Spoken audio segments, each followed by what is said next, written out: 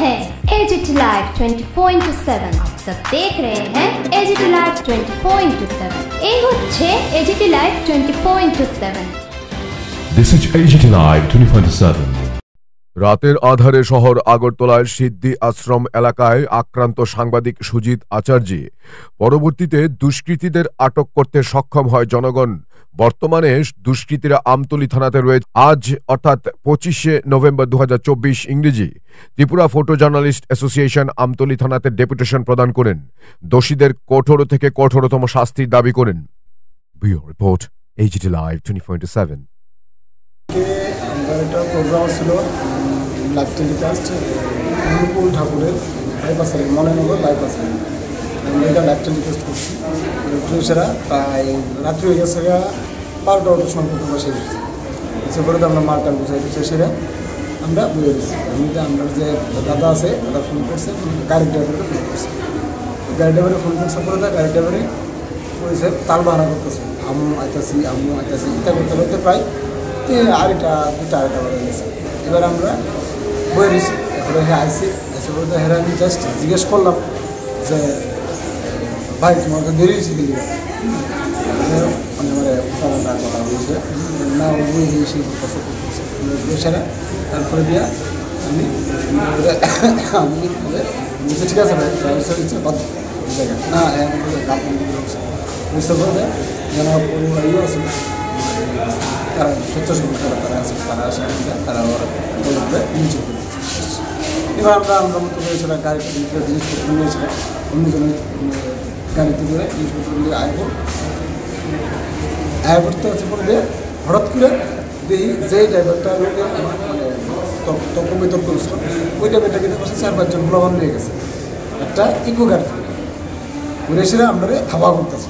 এবার আমরা তো আয় করতেছি আয় করছি আইআইটি এসেছিলাম সবাই যার জন্য আইতেছি। আমার কালিগো আছে, কালিগোর কাছে আমরা 4-5 জন আসছিলাম। আমরা তার আধার মতন বাইক চালিয়ে গেছে। এবার আমিও আস্তে আস্তে চালাই গেছি। হঠাৎ করে ঠিক সিদ্ধি আশ্রমের নিউজ সিটার একটু সামনেই হঠাৎ করে একটা গাড়ি এই গাড়ি আইসে ধরুন করে আমার বাড়ি মাসে বাইকের সঙ্গে সঙ্গে ঘুরে গেছিলেন পড়ছি পরে দেওয়া গাড়ির থেকে নেন না সেটা মানে যা পারি আমার যতটুকু পারছে হ্যাঁ হেলমেট দিয়া তারপরে গাড়ি যে বট দিয়া পিঠের মধ্যে মারছে মানে এসে ঘুষে নিয়ে মানে যা খুশি তা করছে। কতজন ছিল? প্রায় 5-6 জন। প্রচণ্ড দল মারছে। এখন আমি শ্বাস ফেলতে পারি না, প্রচণ্ড ব্যথা আবার পিঠে ব্যথা পায়ে বাইকে যে ফালাইছে আগুন চালাই দেয়। এই যে মাথার মধ্যে যে আঘাতগুলি মানে কী দিয়ে আঘাত করা হয়েছে? তারা রড দিয়ে মারছে, তারপরে ঘুষি দিচ্ছে, হ্যান্ডেল দিয়ে মারছে মাথা, মানে যে যেমন পারে এমন মারছে। এখন অবধি কাগজে চিনতে পারছে যে বা এই বিষয় নিয়ে থানাতে কোনো অভিযোগ হয়েছে? থানাতে অভিযোগ হয়েছে, আপনার নামটা কি? আমার নাম সুজিত আচার্য। আমি ত্রিপুরা ফটো জার্নালিস্ট অ্যাসোসিয়েশন থেকে আজকে আমরা আমতলী পিএসএ আমরা আইছি বিকজ অফ আমরার সঙ্গী, আমরা সাথী, আমরা মেম্বার টিপিজের সুজিত আচার্যি সে কালকে রাত্রে আক্রমণের শিকার হয়। কিছু 6 থেকে 7 জন দুর্বৃত্ত তাকে মানে হঠাৎ করে সেটা চেস করে তার বাইক ধাক্কা দিয়ে ফেলায় দেয় এবং তারা প্রচণ্ডভাবে মারে। সে এখনও ট্রমার মধ্যে আছে, সে জীবিত আছে, তার সিটি স্ক্যান এবং আরও বিভিন্ন আনুষঙ্গিক পরীক্ষা চলছে। তো এখন সমস্যা হইতেছে যে আমরা রাত বিরেতে বিভিন্ন সময়ে অ্যাসাইনমেন্টে বেরিতে হয়, বিভিন্ন কাজ করতে হয়। আমরা যদি আক্রান্ত হই নিউজের কারণে তো আমরা নিউজটা কে করব? এবং চতুর্থ স্তম্ভ বললে আমরা খুব শুনি যে এটার খুব পাওয়ার এবং অনেক এটার স্ট্রেংথ আছে। কই আমি তো কাগজে কলম, এটা তো দেখতেছি কাগজে কলম চতুর্থ স্তম্ভ, এটা তো সেই অর্থে চতুর্থ স্তম্ভের কোনো প্রভাব আমি দেখতেছি না। যেভাবে বাড়তেছে রিসেন্টলি বিভিন্নভাবে সাংবাদিক আক্রান্ত হইতেছে, সুজিত তারই একটা নমুনা মাত্র। এবং সে প্রচণ্ড মৃতভাষী এবং সহজ সরল ছেলে, তার মতো লোক যদি আক্রান্ত হয় তাহলে আর এই প্রফেশন আগামী দিনে আমার মনে হয় থ্রেটের মুখে। এবং এই প্রফেশনে থেকে কতদিন কীভাবে সম্মান নিয়ে কাজ করা যাবে তা নিয়ে আমার প্রশ্ন আছে। আমরা আজকে আমতলী থানাতে ডেপুটেশন দিছি এবং দোষীদের খুব কঠোরতর মানে শাস্তির লেগে আমরা আবেদন জানাচ্ছি। আধিকারিকের কি বক্তব্য, কি বলেছে উনি? ওরা তো অলরেডি অ্যারেস্ট করছেন এবং কোর্টে চালান করবেন এবং ওরা কইছেন যে ওদের পক্ষে লিগেলি যা স্টেপ নেওয়ার সব নেবেন।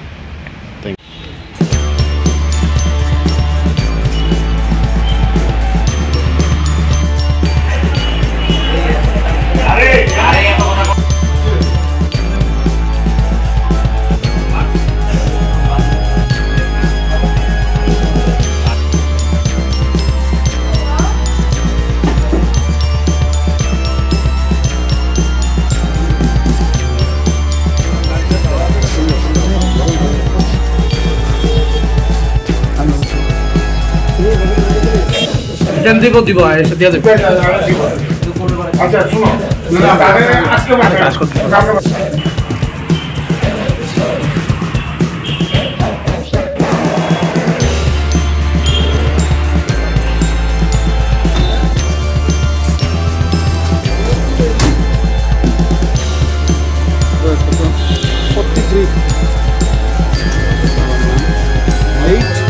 বাবার নাম লিখতে হবে শুভ কাছে এ স্যার দি এ মাদা বল